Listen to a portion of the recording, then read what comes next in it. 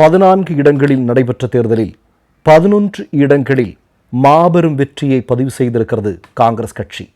3 இடங்களை மட்டுமே பிடித்திருக்கக்கூடிய மோடியின் பாஜக வரலாறு காணாத மாபெரும் தோல்வியை சந்தித்திருக்கிறது. கர்நாடக சட்டமன்ற தேர்தலில் காங்கிரஸ் மாபெரும் வெற்றியை பதிவு செய்ததற்கு பிறகு நடக்கக்கூடிய மிக முக்கியமான இந்த தேர்தலில் 14 இடங்களில் 11 இடங்களில் காங்கிரஸ் வெற்றி பெற்றிருக்கிறது என்பது கர்நாடகம் காங்கிரஸ் கோட்டையாக மாறியிருக்கிறது என்பதை மோடிக்கும் அமித்ஷாவிற்கும் உரக்க சொல்லியிருக்கிறது என்பதுதான் உண்மை. உங்களுக்கு தெரியும், இந்தியாவிலேயே மிகப்பெரிய பால் உற்பத்தி செய்யக்கூடிய நிறுவனம் எது என்றால் அமுல் என்று நாம் சொல்லுவோம். அதற்கு அடுத்தபடியாக மிகப்பெரிய அளவில் பால் உற்பத்தி செய்யக்கூடிய நிறுவனம் எதுனா நந்தினி. இந்த நந்தினி என்று சொல்லக்கூடிய இந்த பால் உற்பத்தி நிறுவனத்தினுடைய இந்த மில்க் ஃபெடரேஷனுடைய 14 யூனிட்டுகளுக்கு இடையிலான தேர்தலில் தான் 11 இடங்களில் காங்கிரஸ் கட்சி வெற்றி பெற்றிருக்கிறது. இப்போ பெங்களூரு அர்பன், பெங்களூரு ரூரல், ராம்நகர் இந்த இடங்களுக்குட்பட்ட இடங்களில் தான் இந்த தேர்தல் நடைபெற்றிருக்கிறது. இங்கு நடைபெற்ற தேர்தலில் தான் இவ்வளவு பெரிய வெற்றியை இன்றைக்கு காங்கிரஸ் கட்சி பதிவு செய்திருக்கிறது. நீங்கள் கூடுதலாக பார்க்குறோம், இந்த பகுதியில் ஏராளமான விவசாய பெருமக்கள் இருக்கிறார்கள். அப்போது இங்கு இருக்கக்கூடிய விவசாயிகள் எல்லாருமே ஒருமித்த கருத்தில் சொல்கிறார்கள், மோடி வேண்டாம், பாஜக வேண்டாம் என்பது.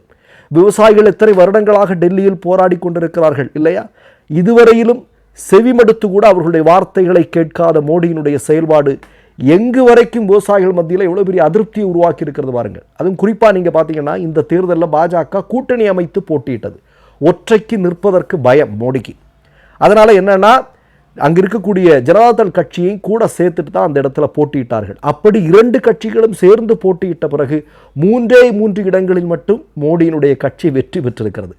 11 இடங்களில் காங்கிரஸ் வெற்றி பெற்றிருக்கிறது. மீண்டும் சொல்கிறேன், நாங்கள் ஆட்சி பொறுப்புக்கு வந்தால் வருஷத்துக்கு 6000 ரூபாய் கொடுப்போம் விவசாயிகளுக்கு அப்படின்னு சொல்லிட்டு மோடி ஒரு அறிக்கை கொடுத்தாரு. இந்த 6000 ரூபாயெல்லாம் ஒரு மாதத்திற்கு விவசாயிகளுக்கு பத்தமாக. கொஞ்சம் யோசிச்சு பாருங்கள். இந்தியா உலகிலேயே மிகப்பெரிய விவசாய நாடு.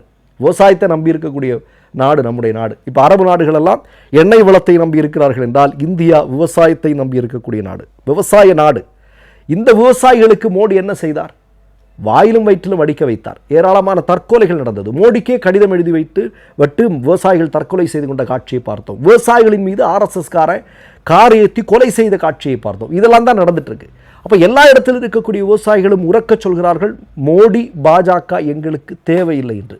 அதனால தான் காங்கிரஸ் இவ்வளவு பெரிய வெற்றியை பதிவு செய்திருக்கிறது. ஒன்று நல்லா பார்க்கணும், பாஜக கூட இந்த ஜனதாதள் கட்சி கூட்டணி வைப்பதற்கு முன்னால்